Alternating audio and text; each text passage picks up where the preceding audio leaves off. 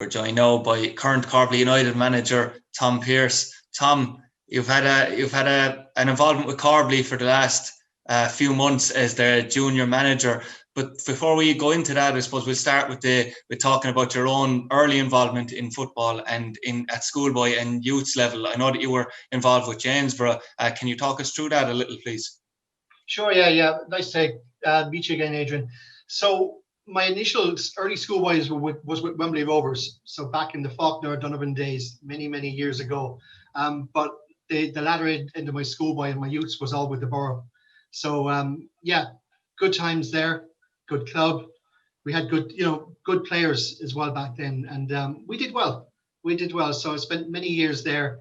Did a couple of years with the junior setup, but then work took me away out of Limerick, so it just kind of drifted away, which looking back is a big regret that I didn't stick with it.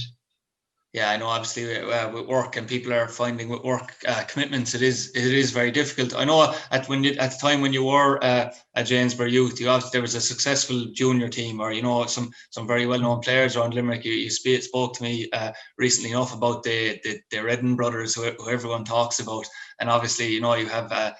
Clark as well, Tony Clark was involved with Janesborough as well. So obviously, there were good people to look up to when you were aspiring maybe to get to junior level as well.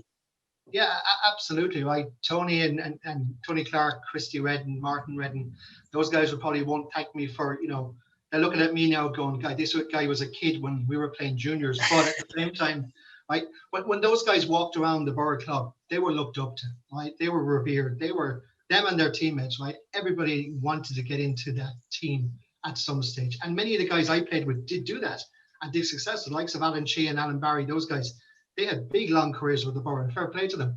What I want to try and do at Corbally United is we don't have that now. So we've got like 25, 26 schoolboy teams. Unfortunately, and I'm not telling a lie, any of the junior team could walk around that club and probably those kids wouldn't know them. So part of what we're trying to do here with this is to try and reintroduce a connection between the schoolboys and the juniors, so that when those kids are 14, 15, 16, they're looking at the junior setup going, do you know what? I want to stay with this club. I want to be part of that. I want to play with those guys, as I did when I was their age. Yeah, you were officially unveiled, Tom, as Corbally manager in the summer. It was probably a challenging time to take over realistically, because obviously, you have the coronavirus situation at the minute. You're being pulled on and off from both training and matches as well. Has that maybe be hampered your progress slightly and what you probably wanted to implement at Corbally as well? Do you know, in a funny way, it hasn't. I'll tell you, from a work perspective, I spend a lot of my time away out of Limerick. So with COVID and the lack of travel, it's allowed me to stay close. So from a personal perspective, we had a terrific pre-season. We started the season well, but the COVID now, this second lockdown and the third lockdown, it is a struggle to keep guys engaged, right? But we're doing the stuff. I'm sure every club is doing it. The guys are posting their 5K or their 7K runs, and they're trying to better each other, right? There's different training programs, individual ones going on, and they're sharing ideas, which is fantastic. I try and stay connected with them, via WhatsApp or some other, online connection to them, but it's hugely difficult. What I would say is that, as a Man United fan, I get a lot of crack out of winding up the Liverpool fans in our team, right? So the fact that I don't necessarily agree that Ole Gunnar Solskjaer knows what he's doing yet, but I'll take it that they are where they are, and it's we get great mileage out of winding each other up. So that's a nice thing to have as well during these times. I suppose it'll certainly be an overdrive this weekend, Tom, with Liverpool playing Man United at Anfield. So you'll certainly have a lot of WhatsApp interactions then. It's probably an important part as well, to keep players in contact, as you said, over this time period. It's a funny one, Tom. It's a job. Corbally United, they were Premier club for years. For the majority of the last 20 years anyway, were relegated maybe 5 seasons ago, maybe 5 seasons ago, I think it was now, in Premier A. It was a tough job to come into, Tom, because I know Corbally were struggling as well. And I mean, it looked like, from if you were to look at the table without knowing anything, and you would probably have said that Corbally may have been relegated out of Premier A into the third tier for the first time in over 20 years last season. So it was almost a bit of an overhaul. You had to come in and change maybe the philosophy of it, really. Yeah, it was. The one good thing, like you said, looking in from the outside, it might just look like a poison chalice. But what I will say, the guys that went before me in terms of the management and the coaches, they did their best. They did what they could with what they had, right? But what it needed was either we continue down the same route and don't change things and hope things by osmosis just change, right? But that doesn't tend to happen. So it was really kind of a root and branch approach here to change everything. But it starts with building a bit of ambition within the junior setup, right? I'm all well, and it's all well and good guys going out for their few drinks and then turning up the next day for a game. But if you don't have the ambition to win that game, you can't continue in that manner, right? You have to come training, right? We have family. I always say to the guys, family and work come first, but football needs to be, and I'm going to quote whoever said this before, but football needs to be the most important thing of the least important things in your life, right? Yeah. So outside of that, work and family, if you want to be part of this team, get involved, right? Come training. I'm not saying you have to be there every night, right? If other stuff takes precedent, that's fine. But by not being at training, you're giving somebody else an opportunity to shine, right? By not coming to a game on a Sunday morning, in God knows where at 10 o'clock on a miserable Sunday morning, the guy that comes in to take your place, he may well keep your place. Because one thing the guys have noticed about me, I respect reputations, but they don't last long, right? It's what you're doing now. It's what you're doing at the moment, not what you did 2 years ago, or not that you won a cup 10 years ago. It's what you're doing now. So yeah, big changes. And the biggest one I think we've had is that we're bringing the youth teams forward, right? There's a lot of young players, 17, 18, 19 years of age in this squad who are getting a chance this year. And also guys who maybe didn't get enough of a chance in previous years are getting a chance now. And they're doing really, really well. So from the outside in, yeah, an absolute poison chalice. But I've been around this club for about 12 years. I could see there's potential there. And whether it's at home, at work, or in football, I give my best in everything. And if the guys see that, they will respond. And I will say they're responding in spades. And I'm sure every manager you talk to will say they've got a good bunch of lads. I absolutely do have a good bunch of guys there. Yeah, I actually obviously have a personal experience as well, Tom. I played all my underage and the youth football and starting a bit with the juniors at Corbally. And I know that schoolboy football was strong in Corbally. When I was there, there was teams that were reaching ladder rounds of FAIs above me, years ago. And I haven't seen, even though I haven't been paying as much attention, I haven't heard of it as much at schoolboy level now. But as you said, you gotta give these guys out of youth level as well a chance to get into junior football too. It probably, especially in my time, I didn't see that happening. I don't mean to sound it down on other junior clubs as well. It was a case of, you were sticking with the old guard. There was a bit of trepidation to put young guys in to the team. And I know that's something that you got to be brave as a manager and a coach to do, and to change that as well. Yeah, but again, it's back to, do we continue doing the same things we've done for years, which may have worked in the past, but we need to move on now. They're not working at the moment. They haven't worked for the last few years. If we have an ambition as a club to become a Premier team again, and we do, right? I mean, we're I would say a sleeping giant, right? But you can say that about a lot of clubs as well. But if you look at having 24, 25, 26 schoolboy teams, and then on a Sunday not being able to field, struggling to get 11 junior players out on a Sunday, which was the case on many occasions in the previous years, something had to change. And what I will say is that we are getting big numbers for training, and we're getting 18, 19, 20 guys turning up on a Sunday morning looking for a game of football, right? And that's a huge difference, Adrian, compared to where we were before.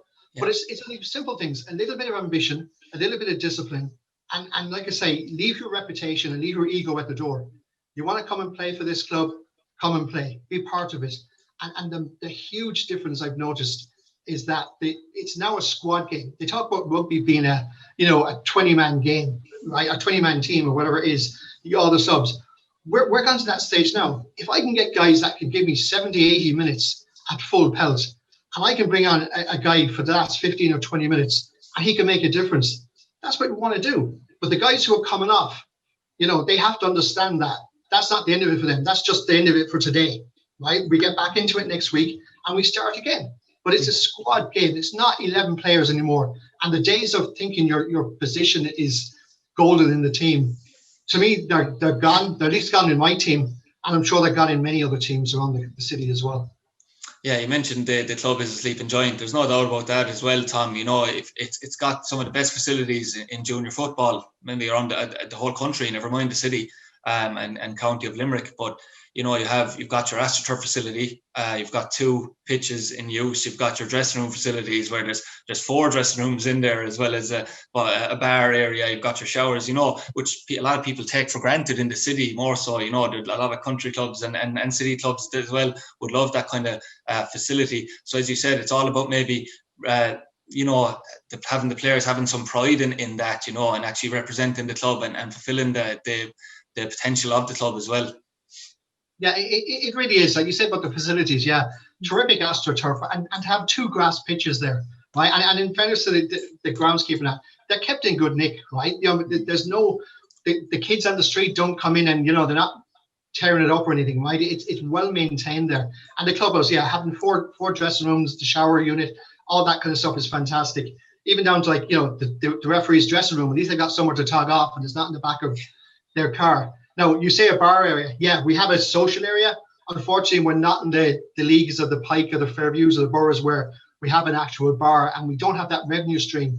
And that's what's difficult for us as well, and not having a regular revenue stream. Now, in fairness to those clubs at the moment, they don't have that revenue stream either, right? Because everything is shut down.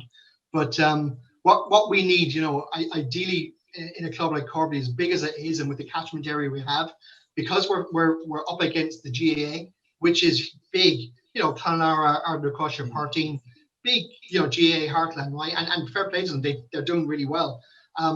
We need to somehow attract people in, and the facilities is one way of doing that. And if we can continue to raise money through sponsorship, and I give a call out to the local Super Value, right? They've been terrific to the club over the years, right? But we need more. We need other people to come on board and help us to develop those facilities, or they won't progress, right? And in the modern age, you look at Ashton and Coddy and other places, fantastic facilities, right? And we need to be able to compete with that, right? And having those facilities will draw people in, not just supporters, but will draw players in, will draw coaches in, will bring others into the club that maybe have been on the periphery for years in the neighborhood, but not actually part of the club. So yeah, we call it a sleeping giant, and I'm going to just try and do my bit to revive that giant. Yeah, there is striking similarities as well, Tom, between maybe Ashton and Coddy, you know, in the development, and maybe Corbally United 20 years ago, because, you know, Corbally was maybe the Castle Troy nearly almost at that time, you know, with Ardnacusha, Partine all being built up, Westbury and the likes. It's just, I suppose, the difference being, as you said, is that the Ashling and Coddy did get that financial support at crucial times as well. That's probably the main difference, really, and that they cashed in on that, you know, potential in terms of population. They certainly did, and I'm from the Rathband side of town. I played with Jamesborough for a long time, right? When we looked at Corbally, to us that was the posh part of town, right? That was the part. So even now, people think Corbally have a lot of money. We don't, right? We're struggling to get by. The committee are doing a terrific job of keeping those gates open. And just back to the COVID piece, hats off to them as well. They've kept COVID out of the club, right? It hasn't been easy. I and other coaches have been pleading with them to let us play, and they're saying, no, you can't do it. You know, and that was in the previous lockdowns where maybe, you know, you could skirt the regulations a little bit. Now, absolutely no way, right? Nobody wants to play. You can't play. And it's all about protecting each other. And fair play to those guys. They've kept it out of the club. A long way that happen, you know? Yeah, in terms of the team itself, Tom, yeah, you mentioned that you've maybe, we'll say, as much as you can at junior level, signed maybe a 2-year deal to stay as manager. What is the aim at the end of that 2 years, and what do you hope to achieve?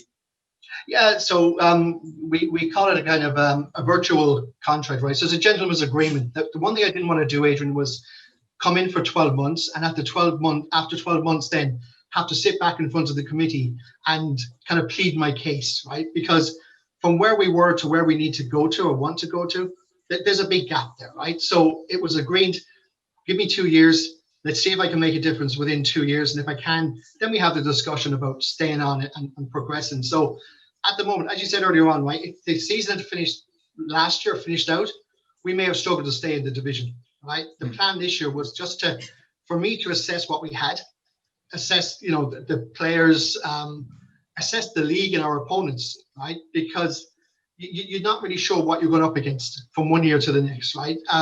So this year is all about consolidating, making sure we're not in a relegation battle. We've started well. We're as far off the top as we are off the bottom, right? And I think in this league, particularly with the disruptions that have happened in recent months due to COVID, it's anybody's league. It's almost like the Premiership in England, right? I mean, Arsenal could win it or they could get relegated where they are right now, And it's similar for us in our league. So what we're hoping is get back soon, finish in the top half of the table, go for one of the cups, try and get ourselves a bit more recognition, a bit of publicity out there that, okay, these guys are trying to do something different, right? And then next year, the plan is a full out assault on getting back into the Premier. So, we're giving ourselves 2 years to get back to the Premier. It's a stretch goal. But if we're not competing at the top end of the league next season, then I would consider myself to have failed, right? And that's where we need to be. And the players are behind me, the coaches that I have are behind me, and the committee, in fairness, they took a risk, not necessarily on me, but they took a risk on the way I do things and maybe the discipline that I bring, and the way I like to do things properly. Like if you're going to do something, you might as well do it properly. And that's my mantra. So they ran the risk, and I called it out that some players who were with us last year would probably leave, right? And some of them have, and some have left for the right reasons, and that's fine. What I would say to any ex-Corbally player who's not affiliated with a club right now, come back and have a look, see what's going on, get involved again, right? So yeah, 2 seasons from, a year and a half from now, we'll hope we'll be up rubbing shoulders with the Pikes and the Ashton Anacottis on a more regular basis. Yeah, you mentioned as well, Tom, the 12 years involvement with Corbally. Obviously, you were involved with the underage setup, the schoolboy setup as well. It's not like maybe becoming a coach and a manager, particularly of schoolboy and junior teams, is not everyone's cup of tea. It's a challenging situation. I suppose the big question I'd ask is, because I haven't talked to many that go from schoolboy to junior, would you believe, even despite how many people I would talk to, was there a massive difference, obviously, coming from a youth team into the junior ranks and getting people on side maybe that way? It's obviously probably a different situation for you. Yeah, there was always going to be a challenge, right? And you go into these things with a little bit of trepidation. And I will say the first few weeks, the first few months, you find that the junior players will challenge you a lot more than a schoolboy player will. Youth players can get a bit lippy, but you can deal with that, right? But the junior players question things a bit more and question you as most of them didn't know me. Some of them did, a lot of them didn't know me. I think I came with a fairly decent reputation into that squad, but there's that pushback, right? And there's that added need. Actually, do you know what I thought was really interesting? I thought I'd be able to go in and we're going to play, 4-2-3-1. We're going to play 3-5-2, whatever it is. It's interesting when you see them play in training sessions and in friendly matches in those formations. My version of, 4-2-3-1 or 3-5-2 is different from another manager's version of it, right? And that's something you need to maybe take a step back and go, okay, we're going to play this formation. Does everybody understand what they need to do, what your position entails, what I expect from you? And it turns out that what I expected was different to what previous managers had expected. So you need to do that little bit. It was an unexpected learning process for me that I needed to do that, but it's worked out really well. And what I would say, I've always said to the junior players is that I don't have all the best ideas, right? I don't know everything. Come and challenge. You may not win all of those fights, but together we'll win the battle, right? And that's the difference. Like I say, they will challenge you. The kids will more or less suck it up and get on with whatever you tell them to do.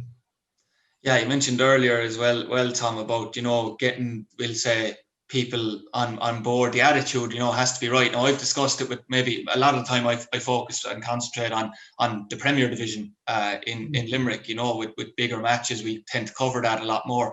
And from discussing it with various managers, they've said that they felt like the standard in general at junior football has dropped significantly in the last decade. from maybe the start of the decade to now.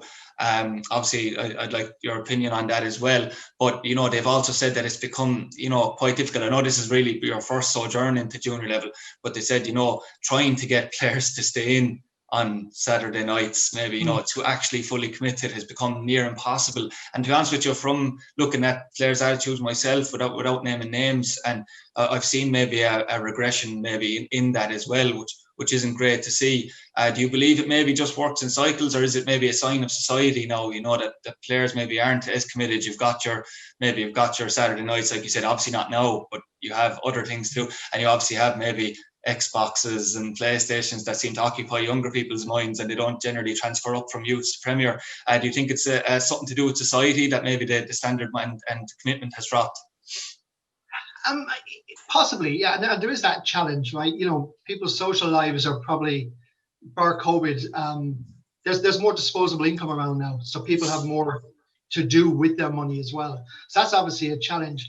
I think though, in terms, I mean, I'm going back a long time now, and I think we can all have a romantic view of what things were like when we played, right? So the guys that are saying that the standard has dropped over the past 10 years, I have a fair idea that those guys are probably the guys that were playing 10 years ago, right? And are now coaching, or now standing on the sidelines complaining about this guy on the pitch or that guy on the pitch, right? So to me, there's this romantic view that we all have on everything. So that needs to be taken into consideration. One of the things, you know, we discussed that as a squad as well, right? I mean, you've got to, as a manager, as a coach, yes, you want all of your squad to turn up on a Sunday morning and be there an hour before for the warm up and all that other good stuff, right?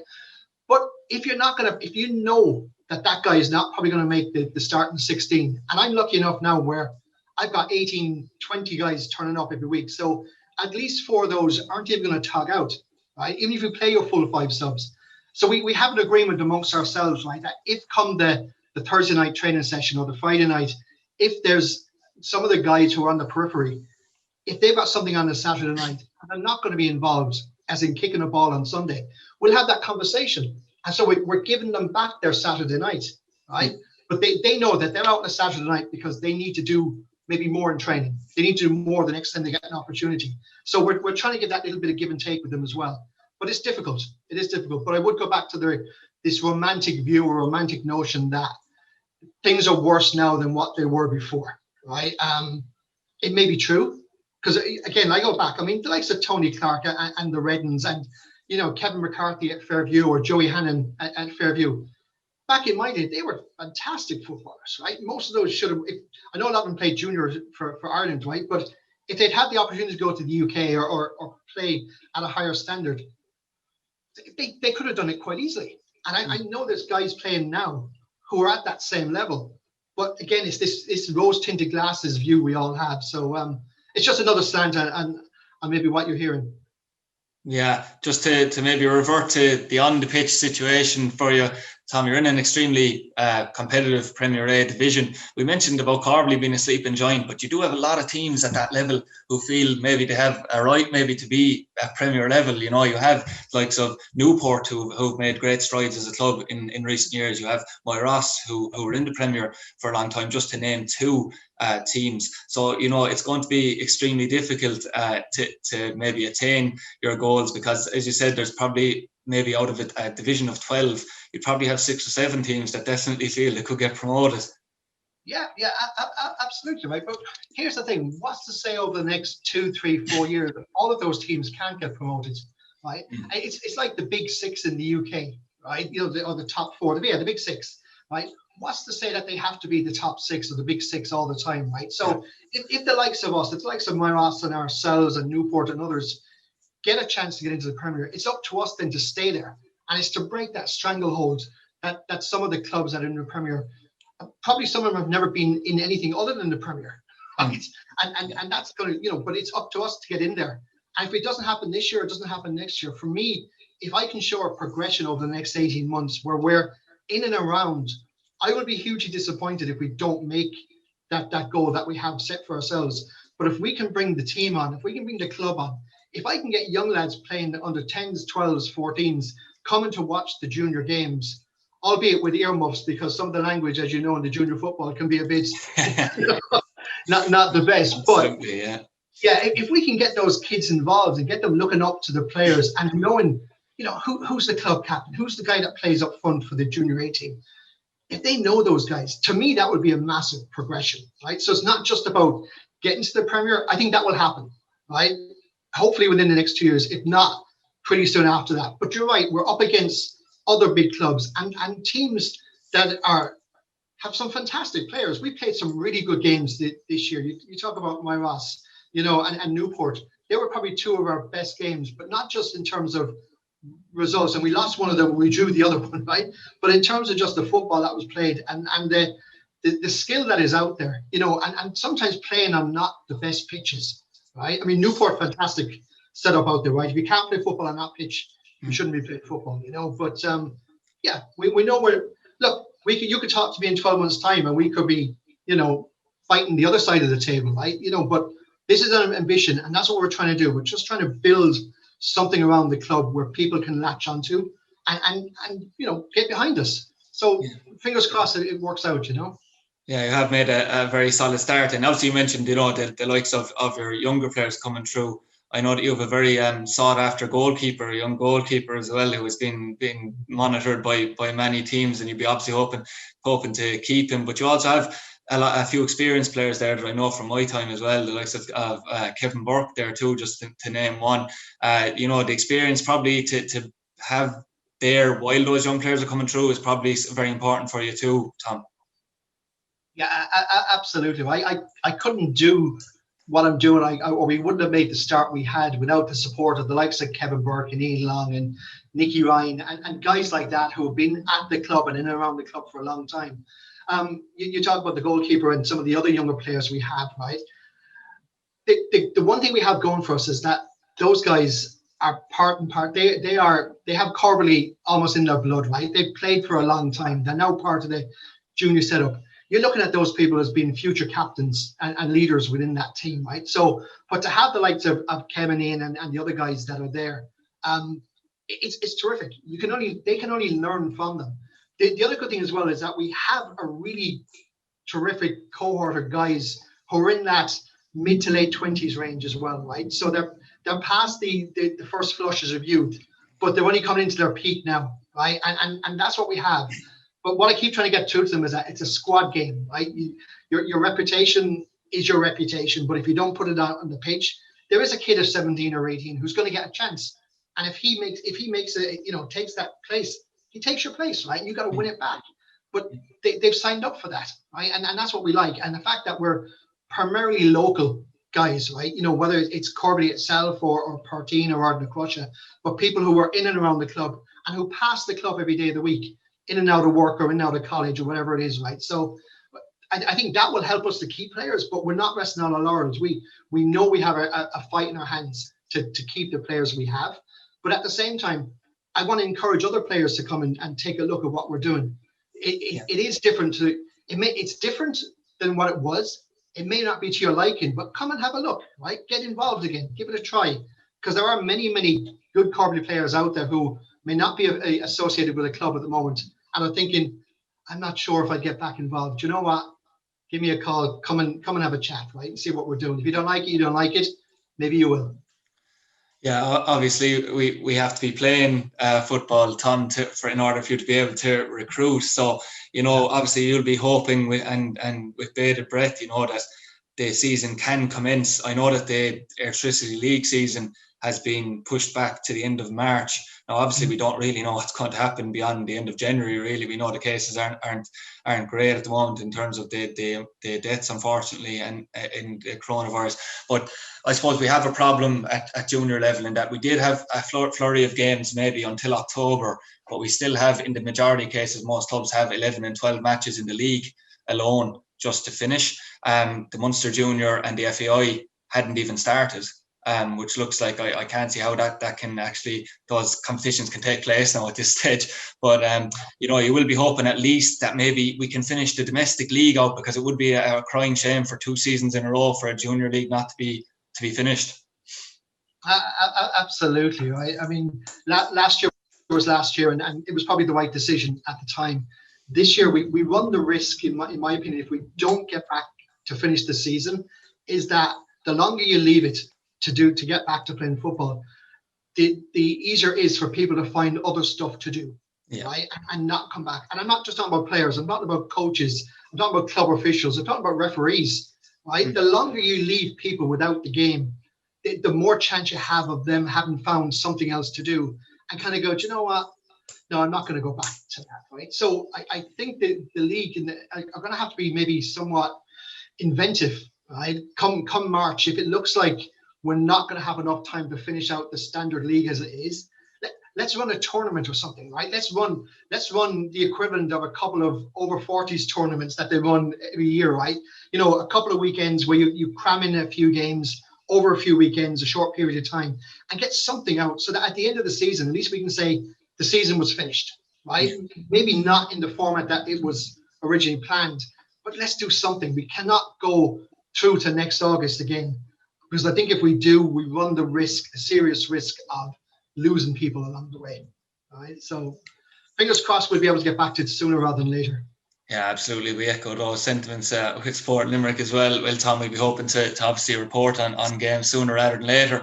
On a final note, Tom, as well, I know that you were talking about the disconnect between schoolboy and junior players, you know, and the fact that they're not known. Also, we have no senior team currently in Limerick, which is another shame, really. I know we know about all the problems that Limerick FC had. Now, obviously, Treaty United and Limerick FC have both applied for electricity league licenses for the new season. It's badly needed, I suppose, to have a senior team representing what is the third biggest city, because we've underachieved so much in soccer. I mean, we've only had, I think if it's one senior international in 40 to 50 years, which is ridiculous for the size of the city. And as you said, there's a disconnect also between junior and senior, the senior club as well, which probably needs to be sorted sooner rather than later for it to be a success. Yeah, you're spot on, right? It's a pity there isn't it there. The only thing is, I wouldn't like to see it being like to see that team being rushed back, or that club being rushed, right, for the sake of just having a presence in the league, right? It's got to be done properly, you know. And I've never understood why guys playing for their local clubs wouldn't want to aspire to play for the senior club in that city, right, or that county. Back in the day, I remember going up to Ratban and you're watching the likes of Tommy Gaynor and other guys playing there. As a kid playing football, that's what you wanted to do, right? But again, you know, clubs can be, you know, we're all guilty of it, right? You want to hang on to your own, right? You don't want to let them go.